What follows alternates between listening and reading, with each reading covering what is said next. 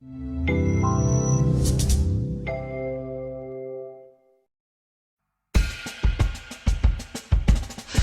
parthenogenesis. Reproduction was induced in fruit flies without the participation of the male. Scientists have used genetic engineering to induce pregnancy and birth in an animal that normally reproduces sexually. It's a fruit fly. Moreover, the genetically modified females have passed this ability on to subsequent generations. Most animals reproduce sexually. This process involves the fertilization of a female's egg by a male's reproductive cell, or sperm. Parthenogenesis, also known as virgin birth, is a process of reproduction that occurs without the participation of male gametes, consisting in the development of embryos in the egg cell without the participation of a sperm. The male becomes redundant in this case. This phenomenon is not so rare in the animal world, and in many species it occurs in the absence of males in the environment. This is how birds, some sharks, snakes and lizards, including the great Komodo dragons, can reproduce, and recently parthenogenesis has also been observed in crocodiles. Now, for the first time in history, researchers have succeeded in inducing pregnancy and childbirth in an animal that normally reproduces sexually. The fruit fly is Drosophila melanogaster. Further research showed that the flies passed this ability on from generation to generation. The results and description of the research were published in the journal, Current Biology. New research has shown that the offspring of a genetically engineered fruit fly induced pregnancy and birth are not an exact clone of the mother, but are genetically very similar and are always female. We were the first to prove that it is possible to arrange virgin births in animals. It was very exciting to watch a female produce a viable embryo that reaches adulthood and then repeats the process, says lead author Dr. Alexis Sperling of the University of Cambridge. In our genetically manipulated flies, the females waited half their lives to find a male, which is about 40 days. Then they gave up and started giving birth on their own. Experiments showed that only 2% of second-generation female flies with the ability to give birth virginally produced offspring. This happened when there were no males around. Otherwise, the researchers believe, reproduction would proceed normally. Scientists believe that giving birth without a male can help keep the species alive in difficult situations. However, the discovery also raises philosophical problems. Drosophila melanogaster has been a model organism that has been helping genetic research for more than a century. Its genes are very well known. But getting fruit flies to reproduce without males took years of work.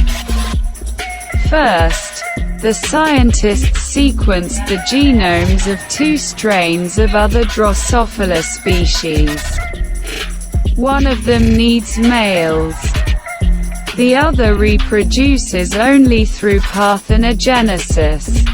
Experts identified the genes that were active in fatherless childbirth and introduced them into the fruit fly. And we did it. Fruit flies suddenly acquired the ability to produce offspring without the participation of males. The research covered over 220,000 females and lasted 6 years. Sperling is currently working at the Cambridge Crop Science Centre looking for effective means to combat crop pests. He wants to discover why some species of parasites reproduce through parthenogenesis. We put pressure on plant-eating insects. Eventually, this will lead to the parasites reproducing asexually. This will become a huge problem for agriculture because females only produce females, so their ability to spread is doubled, says Sperling.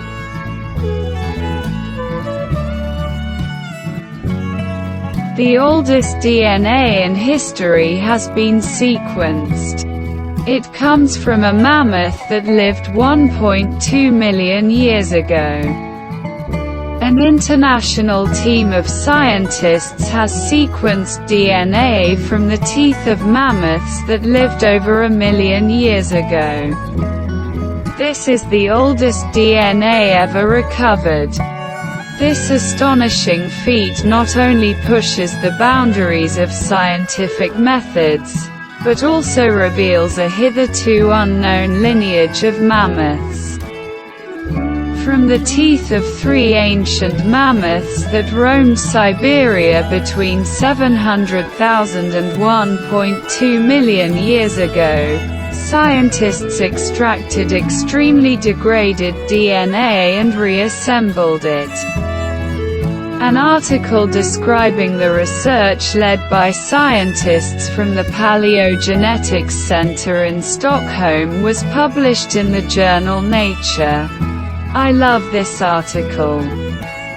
I've been waiting 8 years for it, says Ludovic Orlando, an ancient DNA specialist at the Center for Anthropobiology and Genomics in Toulouse, France.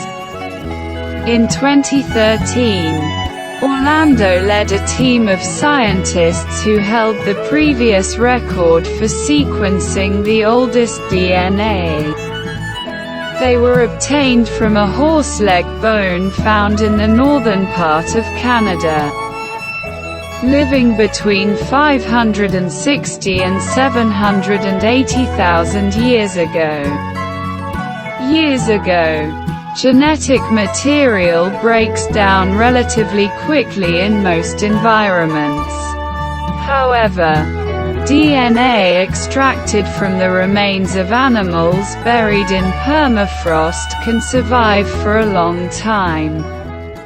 The harsh frost slows down the chemical degradation of the genetic material. Scientists have already suspected that if the right sample could be found, it would be possible to sequence really old DNA, coming from creatures that lived even 1 million years ago. DNA stores information in 4 key compounds: guanine, cytosine, adenine and thymine, commonly referred to as G, C, A and T, respectively. All the information that makes living organisms what they are is encoded in this material. This information is written in an alphabet of only 4 letters. Orlando's team found that only 25 of these DNA letters could be successfully interpreted. The researchers estimated that million-year-old remains preserved in the permafrost of permafrost, which slows down DNA fragmentation, should also contain DNA fragments of this length. My only doubt was whether such a sample even existed, says Orlando. Love Dahlén, an evolutionary geneticist at the Swedish Museum of Natural History, SMNH, in Stockholm, has been mulling over the idea of sequencing very old mammoth teeth since he first came across their collection in 2007. These samples, as previously determined by another team of scientists, came from the woolly mammoth, Mammothus primigenius, and two of its ancestors known as the plains mammoth, Mammothus trigontheri. Dahlén hoped that mammoth evolution could be seen in the DNA from the samples. But he was skeptical because of previous bad experiences with much younger samples also found in the frozen lands of Siberia. It's not like everything in the permafrost is always a perfectly preserved sample. The vast majority of them are useless, he admits. In fact, 2 of the 3 mammoth molars, excavated from sediments more than 1 million years old, contained so little DNA that if they were younger, they would have been discarded. But thanks to advances in sequencing technology and bioinformatics, his team managed to extract 49 million base pairs of nuclear DNA from the oldest sample from the village of Krestovka, 884 million base pairs from the second tooth excavated near the Adaicha River in Yakutia, and 3.7 base pairs from the youngest samples.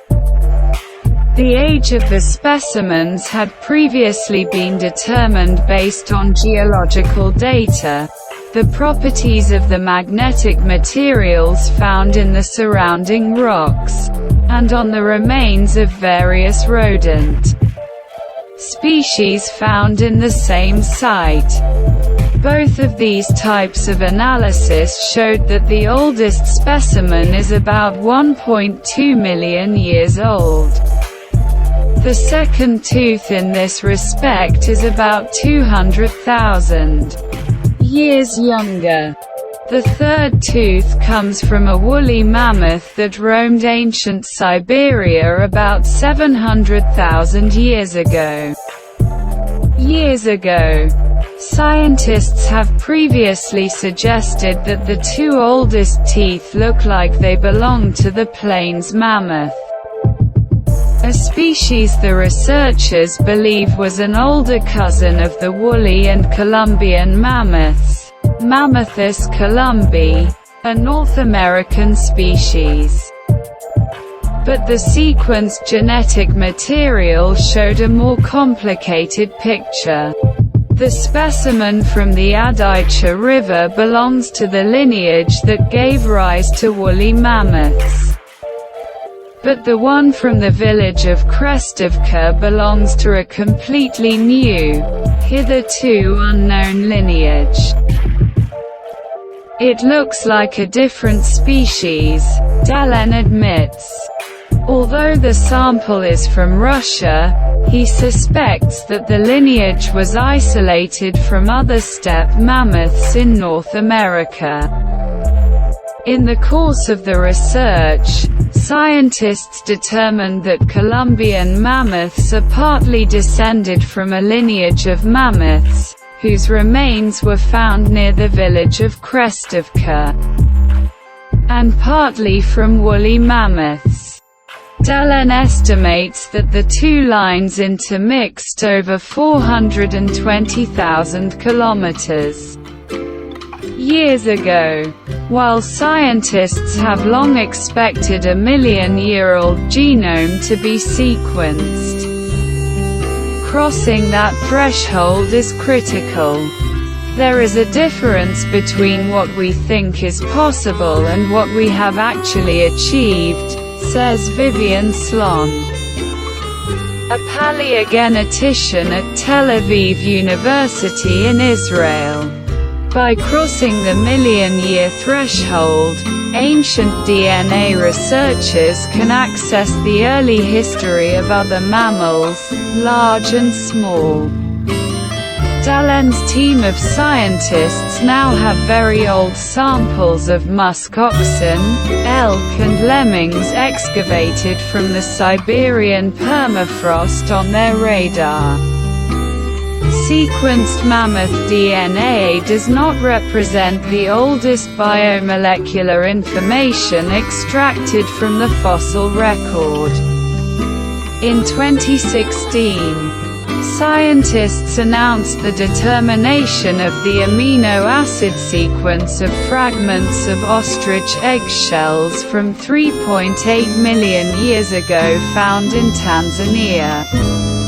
In 2019, another team of researchers determined the amino acid sequence from a 1.77 million-year-old rhino tooth discovered in Georgia. Protein sequencing is not as detailed as DNA sequencing, but proteins are much more durable, so scientists can use them to extract information from very old fossils found in places where there is no permafrost. The ostrich and rhino samples come from archaeological sites where hominin remains have also been found. Scientists say that the chances of finding the remains of ancient human relatives from millions of years ago in the permafrost are very small. However, Dalen believes that the samples do not necessarily come from the permafrost. According to him, a suitable environment would also be provided by a deep and cold cave. As for the likely age limit of the permafrost samples from which ancient DNA could be sequenced, Dalen admits that is easy to determine.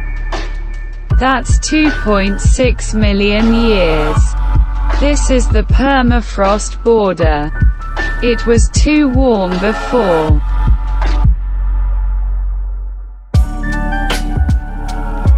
The secret life of cats.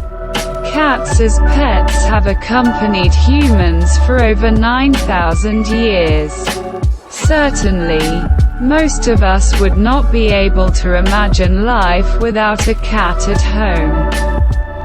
Fed, petted and entertained. They walk around human or table legs and sleep on our couches. It would seem that we know our pets inside out, their habits, favorite delicacies or the best places to observe the neighbor's dog. But is that all we can learn about the habits of four-legged household members? How much do we really know about the secret lives of our feline companions? Not everyone is aware that felines, both small and large, are devoted to a separate branch of science, felinology. It focuses primarily on the study of anatomy, physiology, genetics, as well as on species biodiversity of wild cats and domestic cat breeds. Taking a cat on tongues, it is worth starting with the tongue. In cats, it is covered with long thread-like papillae, which serve the animal not only to care for the fur, but also to hold water while drinking or separating pieces of meat while eating. They look like tiny, throat-pointing hooks and are made of keratin, just like fingernails, which is why they feel surprisingly rough to the touch. This is a remnant of wild cats, whose strong, long tabs on the tongue made it easier to remove meat from the bones.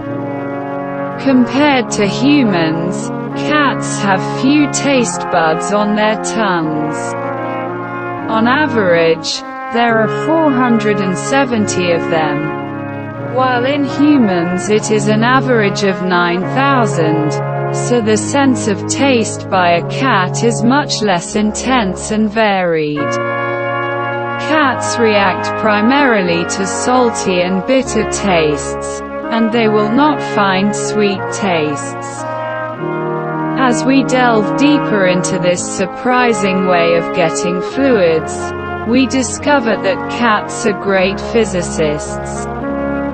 When drinking, the animal protrudes its tongue. The tip curls back while touching the surface of the liquid, and then quickly retracts it.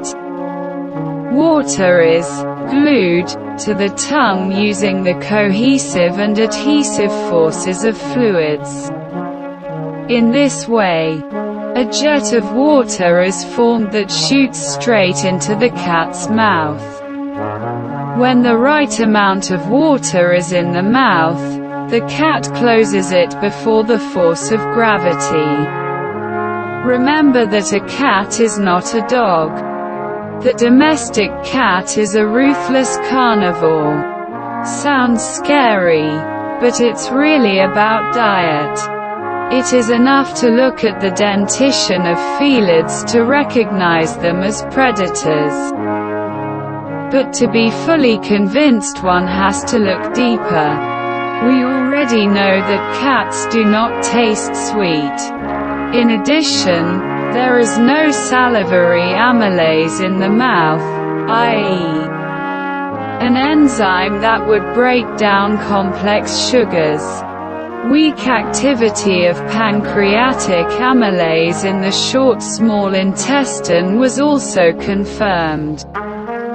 Therefore, the cat obtains energy primarily in the process of decomposing protein and fat, not carbohydrates. Domestic cat has a higher demand for all amino acids, not only exogenous ones. It also has a reduced ability to synthesize taurine, a sulfur amino acid that does not form peptide bonds with other amino acids and therefore occurs mainly in the free state in the body. And taurine is necessary, among others, in the process of digestion and absorption of fats. Therefore, we should not be surprised by the tendency of our feline friends to eat mice. Mice have a much higher content of taurine in their body, approximately 7,000 milligrams, 1,000 grams of dry matter compared to, for example, 1,100 milligrams in raw poultry meat or 1,000 milligrams in cod. Let us also remember that our cat snacks by eating small meals and eats food around the clock. Cats prone to overeating, however, need to limit their food a bit. Cats are very intelligent. Let's not change the cat's food too often, as it will get bored with it. Better let's play hunting. Let's hide food in toys, which will be eagerly eaten prey.